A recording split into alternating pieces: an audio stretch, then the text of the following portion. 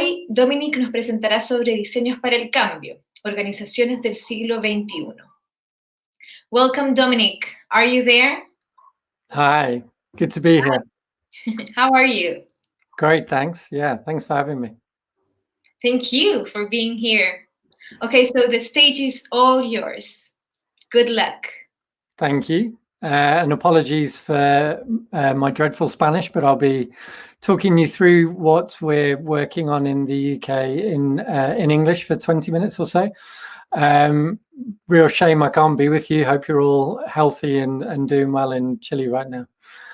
So what I wanted to talk to you about today really is our work, is the mission that we are on at FutureGov around designing for change in public services, but also in places and communities. Just a little bit about FutureGov. We've been around for 10 years, working around the world. I visited Chile a few years ago to meet the good people at LabGob and elsewhere, but also in Europe, Australia, and elsewhere around the world. And we're very focused on supporting government to be the best it can be in working with communities to achieve shared outcomes. We hold probably what is not necessarily a trendy or popular view sometimes, which is we believe in public institutions, even sometimes when they cause great stress or distress in countries like in America right now, potentially.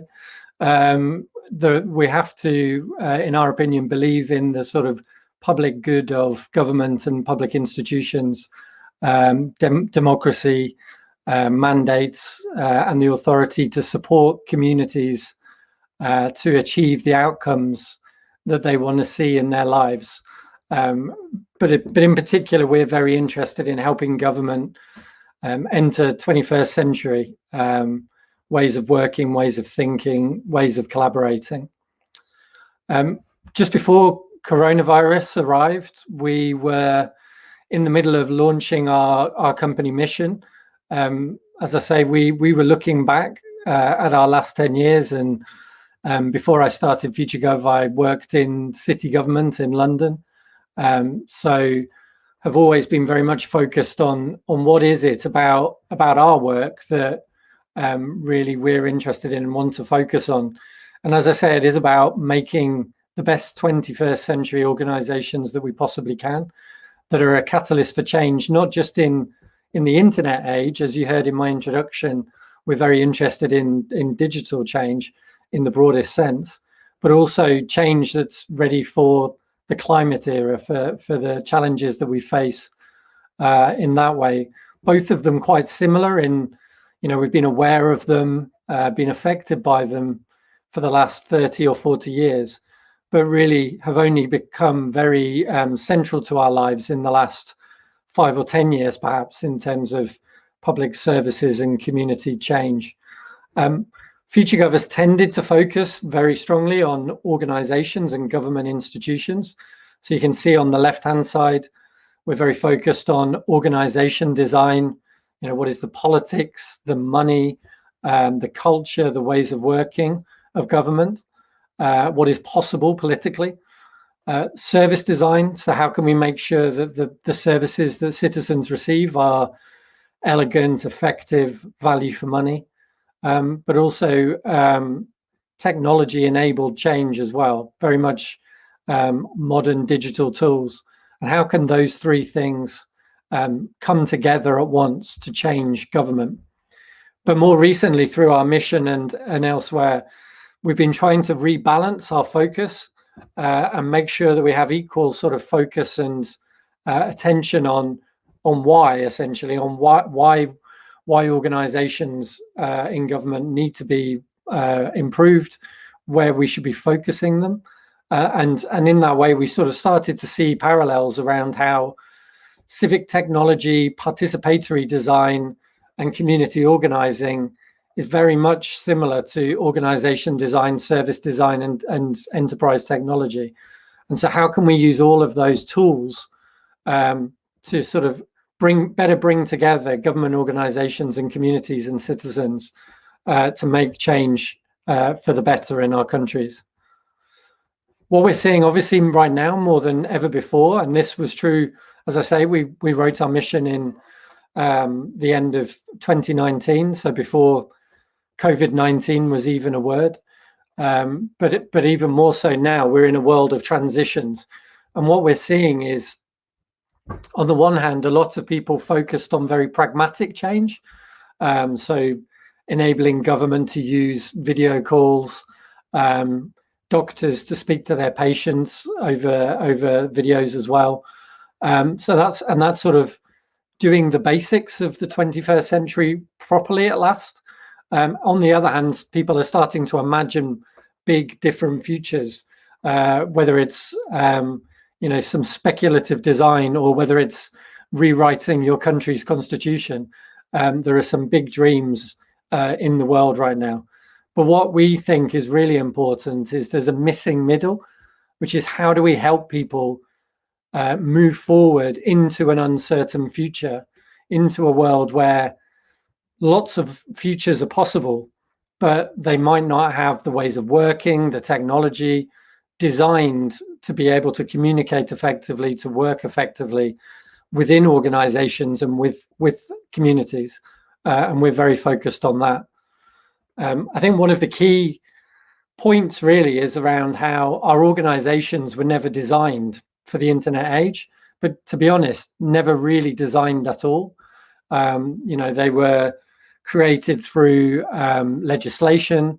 They were sort of designed by policy people and politicians, and then government was delivered very managerially. But even more so, they've never been rethought since the last 200 years of running those organizations. But even more so, we didn't design our organizations for pandemics. And so how do we take this opportunity to think about, what we want from our organizations and our places? Because, obviously I'm not sure what life is like in Chile right now, but the UK is entering its second lockdown tonight, which means a lot more strict conditions for the next month. And in many ways, like that's just an extension of where we are already, where we've been in this strange half world for 6 or 8 months now, working from home, where organizations and relationships with our communities are all on our laptops and through technology as much as they are in real life. And so we're little more than connected through purpose and place. It's all become very fragmented, but the opportunity ahead of us is to think about when things normalize a little bit, what is it that we want to take from the past and keep, but also learn from now and invent for the future, so that we can actually deliberately design the organizations and the communities that we want to work in and we want to live in, rather than allowing Microsoft or legislation to tell us exactly how we should work or how we should deliver public services. And so on the one hand, we're thinking very much about new ways of doing public services, which is a very sort of government-centered view, thinking about what are all those opportunities that government has available to it. If government is at the center, what is its leadership role? And obviously it has tight control over things like policy, like service delivery, money and funding, but then it also has looser and lighter sort of impact or control over behavior change, education, supporting community action. But how does it try and think deliberately about all of those opportunities and all of those mechanisms that it has to actually help design better government and better community relations? And we feel like there's this moment that we're in where the skills we have within government and within communities, the ways of working that have been tested and prototyped in the last 10 or 20 years, how do we actually understand which ones we want to really invest in and stop things like agile or design thinking being sort of for the cool people or for the people with nice offices with post-it notes, but actually becomes something fundamental to how we deliver everything we do, how we better connect with communities and deliver government services. So how do we think about agile and design as core to how we build, measure, learn, adapt our services and our change on the world? How do we learn from the period that we've been in, where, you know, as a company and as with our partners, we've had to think quickly about how to use online tools to do things we used to do in the real world. How do we do ethnography or research when it's harder to be empathetic and to connect with people? How do we think creatively about designing this new world? But equally, how do we use things like agile and new technologies to help us work as teams and as organizations far more effectively, to make sure that not only are we human-centered in how we design for our citizens, but we're human-centered in how we work with our employees so that they don't burn out, that the work is quicker, more agile, better quality, tested, fast in how we learn and implement through new ways of working. And just to give you an example of a project we've been working on in government. So this tends to be how we think about the sort of the different hierarchy of change within the government system. So everything from a single solution, a piece of technology, all the way up to a new service and a service design, possibly framed within a changed organization. And then beyond that, thinking about policy agendas, working with the community, working at a systems thinking level, and trying to influence all parts of the system for change. In this case, relating to child protection. But it's really important that we think about all these levels simultaneously, because a piece of technology is no more effective on its own than a piece of legislation. We have to think about both all the time and in every way. So one example is Family Story. It originally started with us working with colleagues in Australia, in New South Wales, which has one government department for 8 million people across geography the size of Western Europe to do child protection. We then brought it back to London, having learnt lessons there, and on a smaller scale for more like 1 million people in West London, designed Family Story, thinking very much about policy, about ways of working, and about new technology simultaneously, to think about how do we change the way child protection is done fundamentally, and how can we do something different. What we found is commonly people in government spend too much time in front of computers, filling in forms. 60-70% of a week of a frontline social worker can be spent writing notes rather than talking to families and thinking differently about how to serve and how to help with child protection. And that was as much as anything to do with the technology. Their practice, their policy was good in West London, but their case management systems were terrible. And so we've been building technology that is fit for the 21st century and actually helps those practitioners to do their job more effectively. And this is the kind of joy you can experience when you see a social worker, you see someone who is trying to protect children, use that elegant, simple piece of technology for the first time, where they've written a note, shared it with their client, and had them comment as well back in real time, much like a blog post, which changes the relationship with citizens, that says, we're in this together, I'm here for you, this is a collaboration. And the technology helps to demonstrate that, because everything I've written about you, I'm going to let you see and comment on, and we can plan what to do together to change the situation for you and your family. But for us, I think where we are right now is that we want to see more radicalism and go further. It's interesting, we found this quote from Naomi Klein after we invented the next project, but it captures the idea perfectly, which is, we're in this age now of impossible being possible. If it isn't possible now, then when is it? So we've invented a program called the Institute of Impossible Ideas to try and give a place for us to really think creatively about how we might start public services from zero, from scratch, and start again, without the legacy of 19th and 20th century government.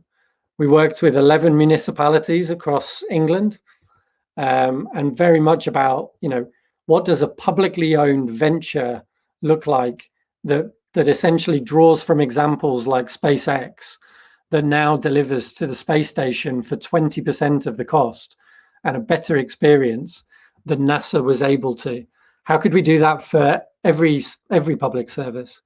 And the key idea here really was not to privatize everything. We wanted to keep it within public ownership, so not to give overall our public services to Elon Musk, which would probably be a bad thing, but instead keep it within the governance framework of government, but far enough away from the rules that we can truly reinvent it. And so we've been working on it for a year, and we're launching it and we're getting it funded as we speak, around 2 or 3 ventures that look at better housing and homelessness. We're looking at fostering and adoption of young children to help them get a better home, and also care for older adults. So 3 very large challenges, but coming at it from a startup perspective, essentially, and trying to think about better, cheaper public services. The last thing I'll talk about is around the other side of our mission, around organizations as a platform for changing communities.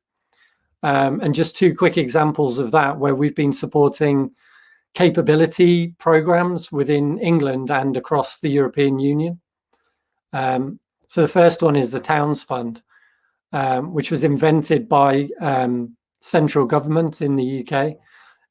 It's a £3.6 billion investment in 101 towns in England, to help them think about how can we better engage citizens, how can we better design our towns, to really think about urban regeneration, the skills of people in the towns, and also like what makes them future-proof, future-ready, in order to sort of spread the wealth of London and the southeast across England, through very sort of participatory design processes, through engagement processes, and large-scale investment.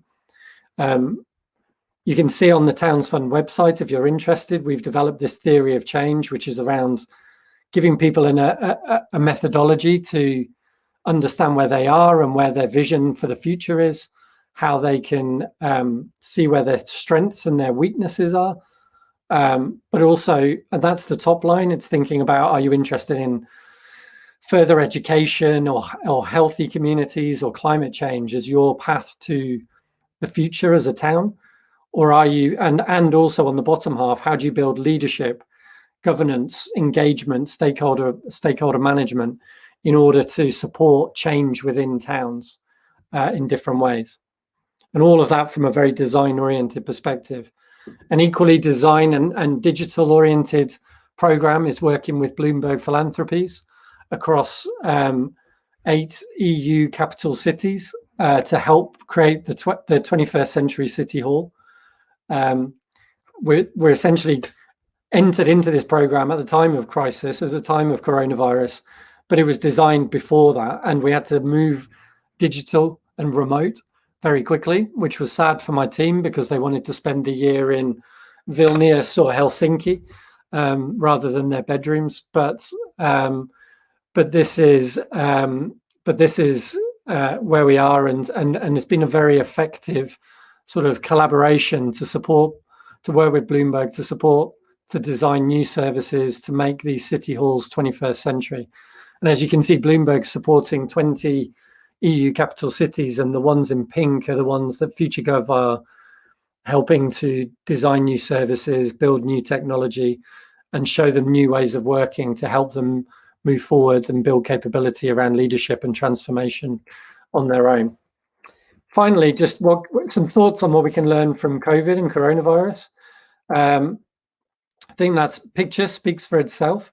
As an organization, we're very focused on all of these things simultaneously right now. We've designed many services around skills, around economic development and growth in places to support the recession or pushing through the recession.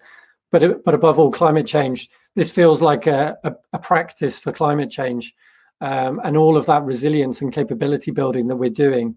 Sadly, we think is going to be important in supporting government to combat climate change as well, and actually do things differently.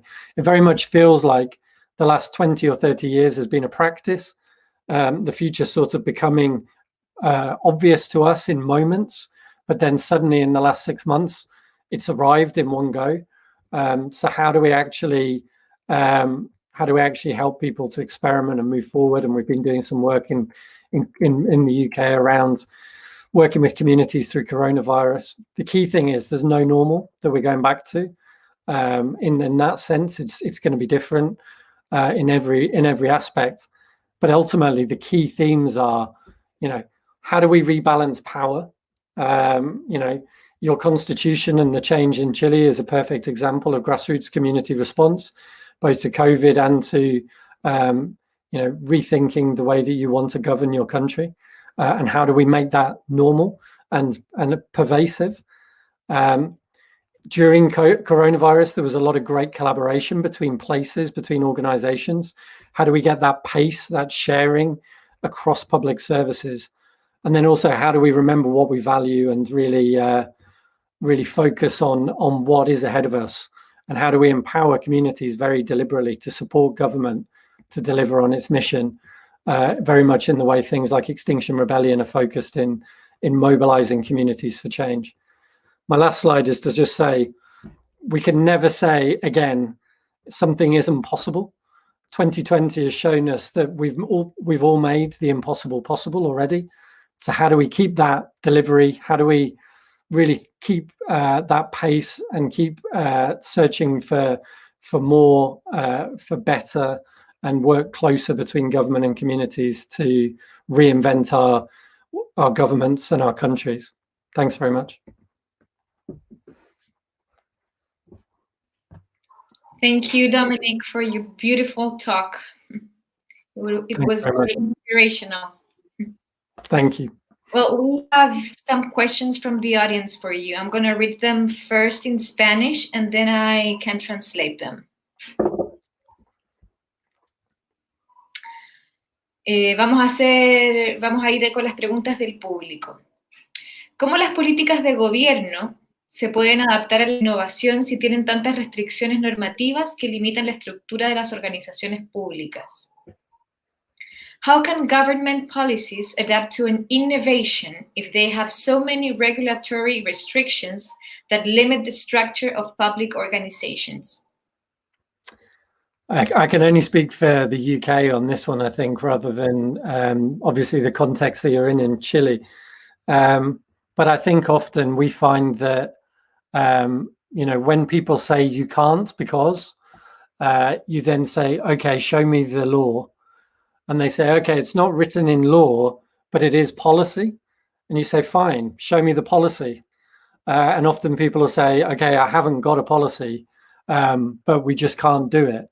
And I think often being sort of both strategic, visionary, challenging, but also quite, detail oriented and say, come on, prove that we can't do it. Coronavirus has really shown we can do pretty much anything we choose to. And so for me, that's how we tend to push through the change barriers and find ways through for change. Inspire, but also show that, it's yes if, not no because. Mm-hmm. Well, we have another question. ¿Cuán importante dirías tú que es involucrar a los ciudadanos en el proceso de diseño y prueba de los servicios digitales del gobierno? How important would you say that is involve citizens into the process of designing and testing the digital services of the government? 1,000%. I think where we are right now is we're in the UK, at least, we have this sort of opportunity and threat. The threat is money. Money's very short at the moment, and so the risk is the research and design is seen as a luxury. But I think we've seen in the 20th century the way we design technology and services from the top down doesn't meet the needs of citizens, and often citizens need far less from government than government designs for. When you write a policy, often people put too much in a policy and think people want more than they do.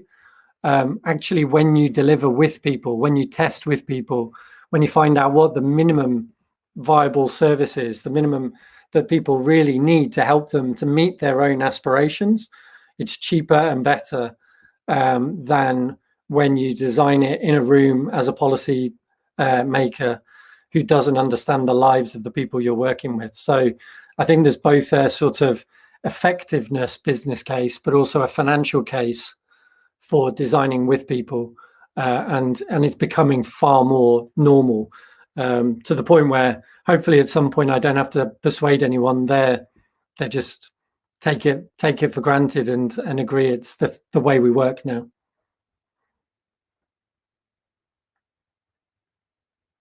Being here with us today. Have No a great day. Thanks so much. Thanks for having me.